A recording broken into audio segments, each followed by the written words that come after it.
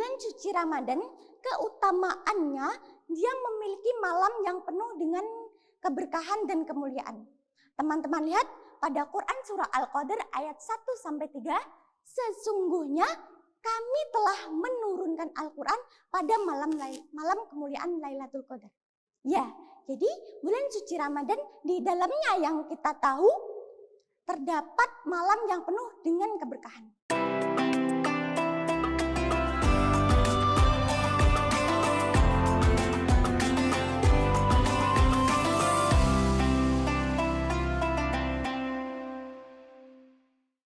Bismillahirrahmanirrahim. Assalamualaikum warahmatullahi wabarakatuh. Perkenalkan, nama saya Ayu Mayri Susilawati, perwakilan dari kelas 10 HPL.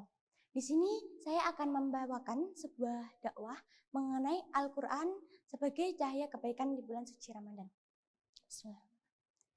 Assalamualaikum ya akhi ya ukhti atamma syailal baghdad walatan sami madulidat idha kuntum ummat Muhammad ajibus salami bin nasyad.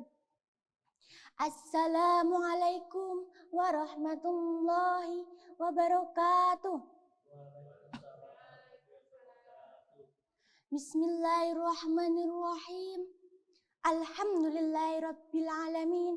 Alhamdulillahilladzi ja'ala al-qalama wal kitaba lil qiraah wal qiraah lil ma'rifah wal ma'rifah lil ibadah wal ibadah lillahi ta'ala. Pertama-tama dan yang paling utama, marilah kita panjatkan puja dan puji syukur kehadirat the King of the King, the love of the world, and the creator of everything in the universe is Allah subhanahu wa ta'ala. Biqaulina alhamdulillah.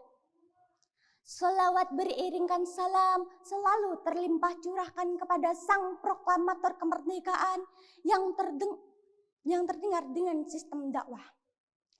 Yang mengajak bukan mengejek, merangkul bukan memukul, mengkafahkan Islam bukan mengkafirkan yang sudah Islam. Tak lain dan tak bukan, beliau adalah Habibana wa Nabiyana, Kanjeng Nabi Muhammad sallallahu alaihi wasallam. Tak lupa kepada keluarganya, sahabatnya yang senantiasa menemani dalam keadaan suka maupun duka demi menegakkan kalimat La ilaha illallah. Yang terhormat Bapak Ibu Dewan Juri yang arif dan bijaksana, para panitia lomba yang semangatnya luar biasa, dan para pemirsa dimanapun kalian berada, semoga tetap dalam lindungannya. Amin amin ya rabbal alamin. Saat ini saya akan menyampaikan sebuah pidato mengenai Al-Quran sebagai cahaya kebaikan di bulan suci Ramadan. Para sahabat da'i, bulan suci Ramadan segera menjelang, rahmat dan ampunan Allah subhanahu wa ta'ala pun akan datang, lengkap dengan pahalanya yang menjulang. Pada saat inilah Rasulullah SAW telah memberikan sunnah. Bulan suci Ramadan adalah bulan diturunkannya Al-Quran. Sebagaimana tertulis dalam Quran surah Al-Baqarah ayat 185. A'udzu billahi minasyaitonir rajim. Bismillahirrahmanirrahim. Syahrul Ramadan alladzi unzila fihil Qur'an. Unzila fihil Qur'ani hudal linnasi wa bayyinatin. Hudallin nasi wa bayyinatin minal huda wal furqan. Shadaqallahul azim. Yang artinya bulan suci Ramadan di dalamnya bulan diturunkan Al-Quran. Sebagai petunjuk dan penjelasan mengenai petunjuk itu dan pembeda antara yang benar dan yang batil. Bulan suci Ramadan ini bulan diturunkannya Al-Quran. Al-Quran untuk apa sih teman-teman? Al-Quran itu untuk hudalin nas, dia menjadi petunjuk bagi umat manusia. Al-Quran sebagai petunjuk telah menyediakan seluruh panduan dan membekali manusia untuk menjalankan kehidupannya. Untuk apa? Agar manusia terhindar dari kesesatan atau salah jalan. Apa kata Rasulullah SAW pada saat bulan suci Ramadan tiba? pada saat itu pintu surga dibuka, pintu neraka ditutup, dan para syaitan-syaitan pun dibelenggu. Artinya Allah mudahkan kita untuk berbuat kebaikan, teman-teman. Mudah kita berbuat kebaikan di bulan suci Ramadan itu. Dan Allah membuat kita terhindar dari godaan. Dan Allah juga membuat kita terhindar dari kelakuan-kelakuan yang membuat kita untuk melakukan maksiat. Para sahabat dai, ada salah satu amalan yang dikhususkan atau diistimewakan untuk kita untuk bisa menggapai surganya Allah, yaitu dalam hadis Nabi, man qama lailatul qadri imanan wa ihtisaban ghufrallahu ma taqaddama min dzambi. Kata Nabi, ada orang di setiap bulan suci Ramadan khusus mengejar malam Lailatul Qadar. Dia menunaikan sholat di setiap malam, di rumus cepatnya di setiap malam bulan suci Ramadan dia bangun. Teman-teman kan tidak tahu kapan sih malam Lailatul Qadar itu. Nah, kalau ingin dapat di rumus cepatnya kata Nabi, di setiap malam bulan suci Ramadan bangun, walaupun cuma 30 menit, bangun jam 3, bangun jam 2, walaupun cuma 30 menit, tunaikan sholat. Ada orang yang mengajar itu lewat sholat. Begitu dia tunaikan sholatnya teman-teman, khusyuk dia tunaikan, dosa-dosanya diampuni oleh Allah Subhanahu wa Ta'ala, dan pahalanya lebih daripada 1000 bulan. Walaupun teman-teman cuma menunaikan sholat cuma 2 rakaat. 2 rakaat itu setara dengan menunaikan sholat malam selama 83 tahun berturut-turut tanpa henti. Bulan suci Ramadan, keutamaannya dia memiliki malam yang penuh dengan keberkahan dan kemuliaan. Teman-teman lihat pada Quran surah Al-Qadr ayat 1-3, sesungguhnya kami telah menurunkan Al-Quran pada malam kemuliaan Lailatul Qadar. Ya, jadi bulan suci Ramadan di dalamnya yang kita tahu terdapat malam yang penuh dengan keberkahan. Para sahabat dai, bulan suci Ramadan adalah waktu dikabulkannya doa. Sepanjang setiap hari selama bulan suci Ramadan, teman-teman berpuasa, berdoalah. Apa kata Rasulullah SAW? Sesungguhnya Allah telah membebaskan orang-orang dari siksa api neraka pada setiap hari di bulan suci Ramadan. Dan setiap ada orang muslim yang memanjatkan doa, pasti dikabulkan. Cukup sekian yang dapat saya sampaikan. Man asobaka min hasadatin faminallah, wa ma asoba min hasanatin faminasik. Cukup. Yupaiten ketiban boto, kukunin jepat sambate loro. Cukup semanten atur kawula menawi wonten lepat kula nyuwun pangapura. Wabillahi taufik walhidayah. Wassalamualaikum warahmatullahi wabarakatuh. Waalaikumsalam warahmatullahi wabarakatuh.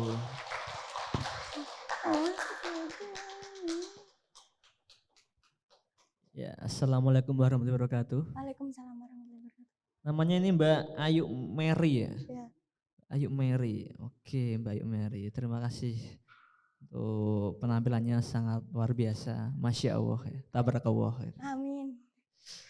Ya, untuk Mbak Mary tadi sudah bagus untuk gestur tubuhnya, telapak tangannya sudah nggak kaku, terus blockingnya mungkin diperbaiki, jadi nggak usah terlalu stuck di situ terus ya, boleh untuk sana kemari kanan ke kiri gitu.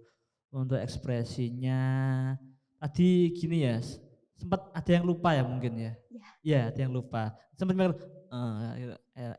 gitu. Jadi sempat maju mundur bener orangnya ya. Jadi gitu. Jadi itu hijabnya itu ada telinganya gitu ya kanan kirinya. Oh, keren ya itu. Udah modelnya, Pak. Oh, emang model gitu ya, stylenya anak zaman sekarang gitu ya. Generasi ya oke. Tapi good. Terus untuk kostumnya salam pramuka. Itu mungkin yang perlu diperbaiki lagi, mungkin kalau dikenakan baju muslim yang lebih lebih keren dan juga pas dengan temanya.